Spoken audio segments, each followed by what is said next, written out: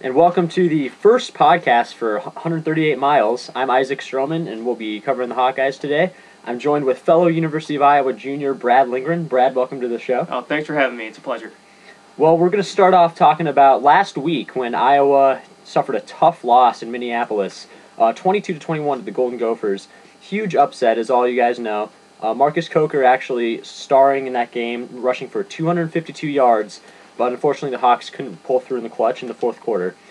I'm going to talk to Brad here. Brad, what do you think really has been the mood on campus about the team, and just what are your views about this last game? I mean, everybody still believes in the Hawks. I mean, we love our Hawks. We believe them, but, it's really disappointing to be playing Minnesota, definitely one of the worst teams in the Big Ten, have a 2-possession lead in the fourth quarter, and lose the game. There's no excuse for that. And just watching, going to that fourth quarter, we took the lead right away. We just thought, okay, we got this, it's over. But, unfortunately, special teams killed us again, like it has, recently a lot. Definitely. And it was just tough watching the Hawks go down so easily to a one-win team. I know. It was unfortunate. There was a lot of, actually, criticism of the coaching staff, from Norm Parker, Ken O'Keefe, all the way up to Kirk Ferentz. On the radio show post-game, people they wanted to clear house. They were talking about getting rid of both coordinators. Some people even wanted to bring down Ferentz, but I really think that's a jump in the gun. Well, okay, you can't fire Kirk Ferentz yet. We're having a little bit of a down year, but he's got, a contract through 2020. He's had so much success here before. He's had great teams here. You can't forget about that. So Ferentz, he's here for a while. Norm Parker, his time might be coming. He's getting a little old. It might just be his time. And as for Ken O'Keefe, I don't know if we quite need to fire him, but I would just like to ask him why he didn't give Coker the ball on the last drive of the game. We had, 3 minutes on the clock? We had a timeout. All we needed to do is get 50 yards and have a great chance at a field goal. I don't know why he didn't give the ball to Coker. A lot of people were talking about changing our offensive philosophy. There was talk of going straight no huddle. The fans really wanted that at the beginning of the year. Kirk Ferentz, of course, shot that one down, and which I think is the smart move there. If you go all no huddle, it can really poorly affect you throughout the course of a season.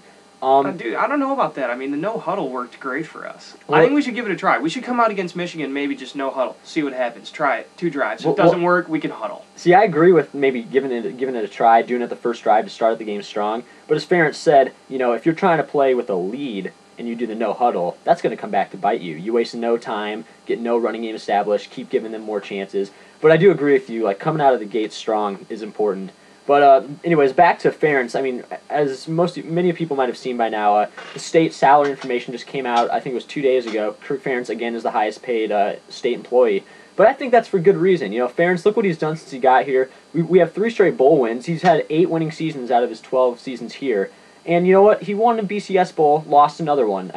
Going to BCS Bowls for Iowa is pretty big. Dude, like I told you earlier, Ferentz has had success here. And those first 2 losing seasons he had, he was rebuilding a program that Hayden Fry didn't really leave in a nice position for him. So if you look at the last 10 seasons, 8 winning seasons, including 2 Big Ten championships, 2 BCS games, 3 straight bowl victories.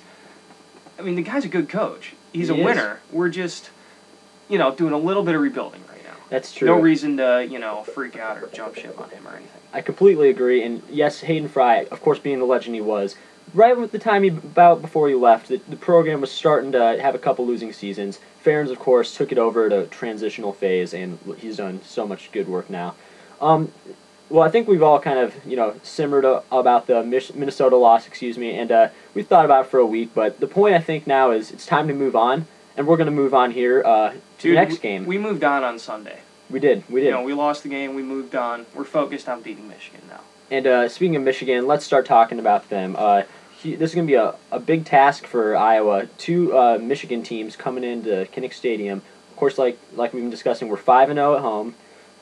And these are some big games. We're still not bowl eligible. We need one more win. And these are some good teams coming in. We got Nebraska last in the schedule. Purdue, I don't want to say it's an easy win because they've really revitalized their season despite the loss last week to Michigan. But let's just go over Michigan quickly a little bit here. They're 3rd in the Big Ten for scoring offense, 2nd in total offense. Their defense is actually 6th, so kind of middle of the pack defense. Could be good for us. Their rushing offense is where they really hurt you. 2nd in the Big Ten. Denard rushes for 103.1 a game. That's Denard Robinson, their starting quarterback. As a team, they rush for 245 yards a game. So, Brad, what do you think our biggest concern seeing this Michigan offense? What do you think our biggest concern is this week? Well, obviously it's going to be containing Denard. Dealing with mobile quarterbacks has always been a problem for Iowa's defense. And, I don't know, what'd you just say? He runs for over 100 yards a game? 103.1 Yeah, per 103 game. yards per game, and that's from a quarterback. So that's definitely a big issue. We need to contain him. But then, also, if you can contain him and make him pass, he had a terrible game or a terrible half against Northwestern when he was trying to throw the ball. I think they picked him off 2 or 3 times. Yeah, I was going to say, we were watching that game, so, and definitely a couple picks in there. If you can make Denard throw it, you definitely got a chance to stop him and create some turnovers. And if you can get those turnovers, it's an easily winnable game.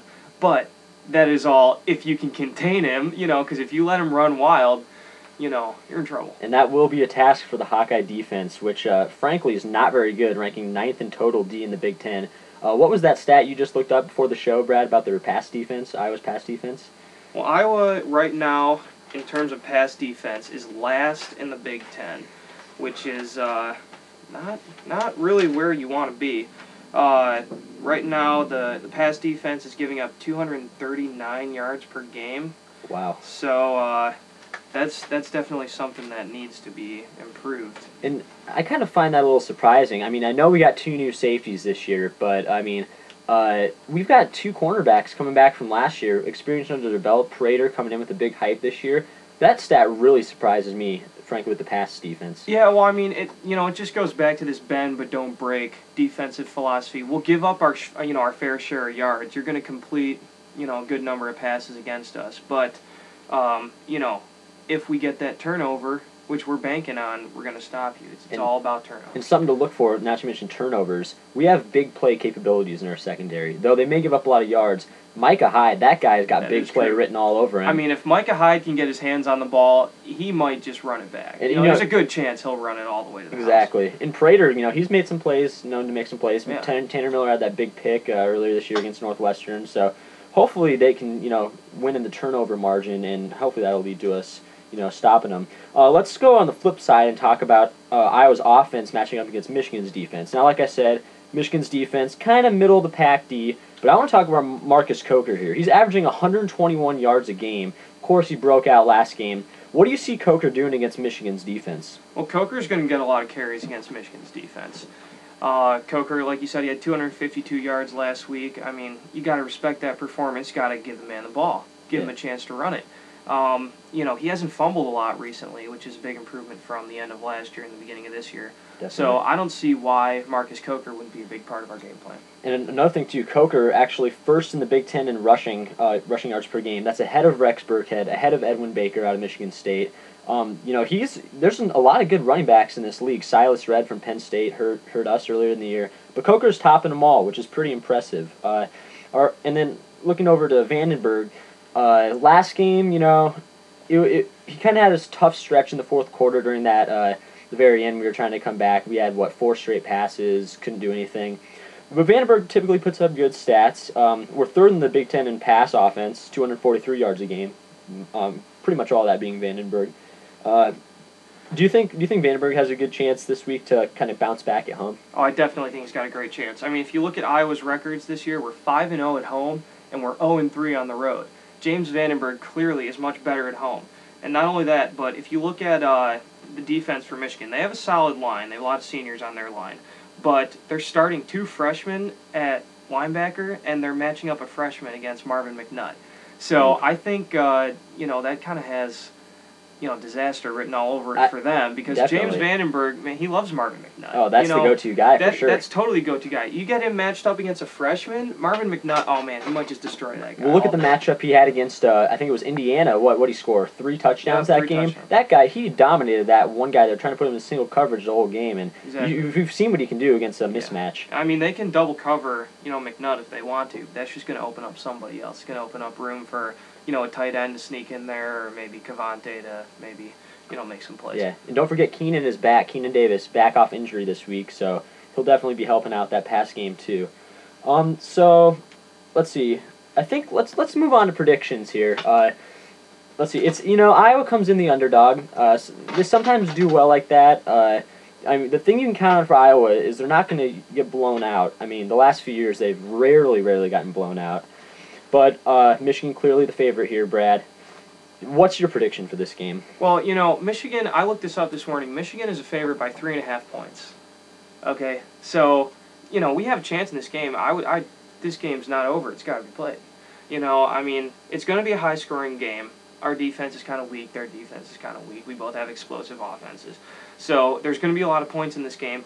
But I think it's going to come down to our defense is going to get a key turnover, or maybe 2 of them. And it's going to be because we're going to make Denard throw the ball, and we're going to pick him off. It's going to make a big difference in the game. And then our offense is going to capitalize because of their young secondary and their young linebackers. So look for James Vandenberg to have a big game. Coker's going to get some yards too, and Iowa's going to win. All right, well, I totally agree with you on offense. I think they've got a young secondary. Vandenberg should be able to pick that apart, especially at home where he's been phenomenal this year. I mean, he put up a total of 86 points in the 2 Big Ten home games. I mean, clearly some of that was Coker too, but he had amazing pass numbers those 2 games. Vandenberg should have a good day. I think Coker really bounces back again. I mean, the man rushes for over 100 yards a game, well over.